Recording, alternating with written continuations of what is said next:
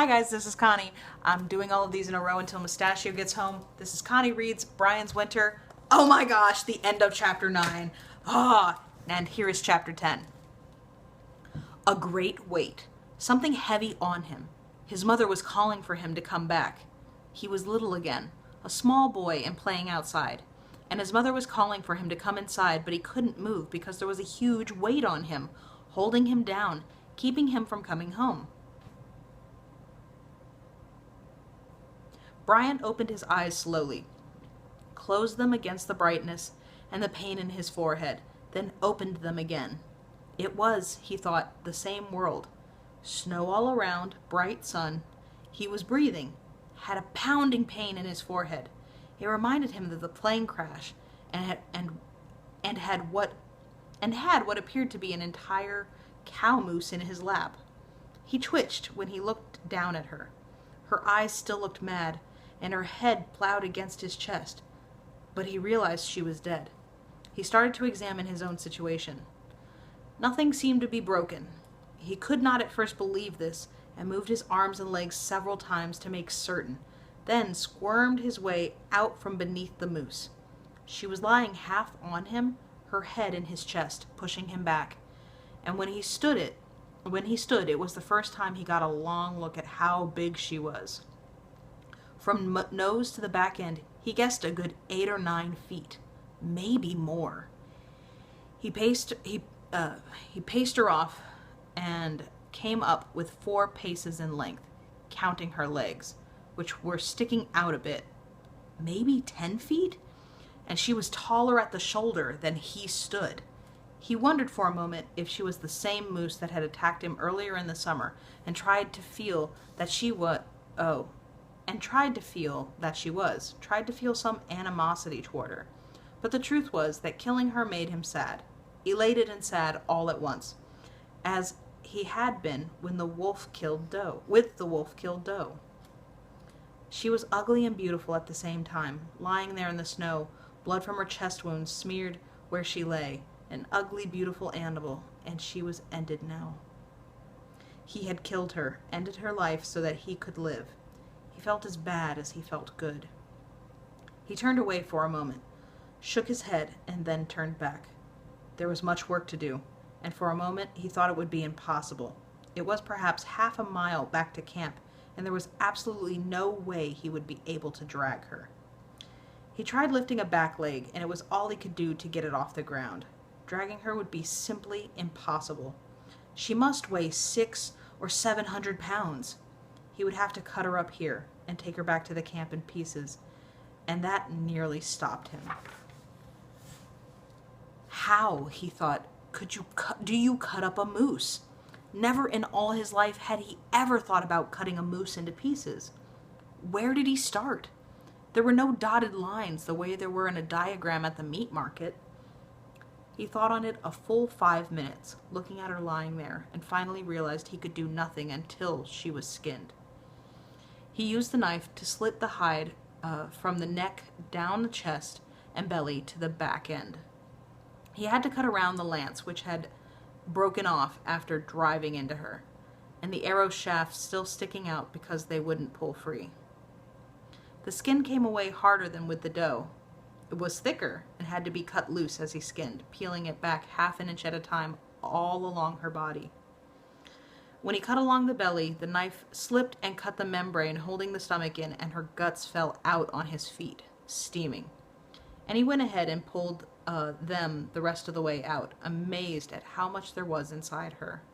The liver alone weighed more than 2 rabbits, and he set it aside to cook later.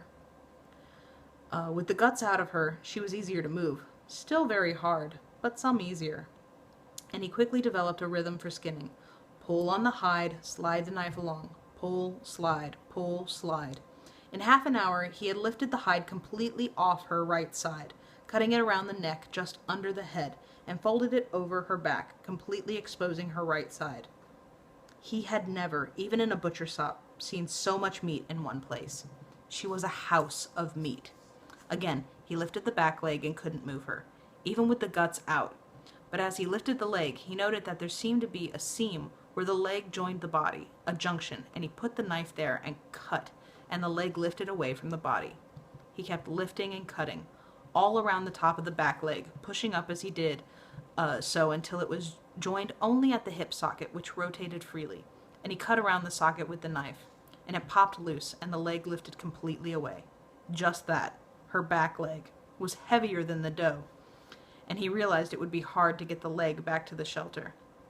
This would be a long job. He decided to pull the leg back and then return to finish up. An all-night job, and it would be cold.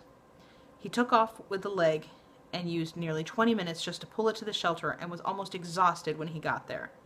He stored it along the wall and went back to where the body of the cow lay.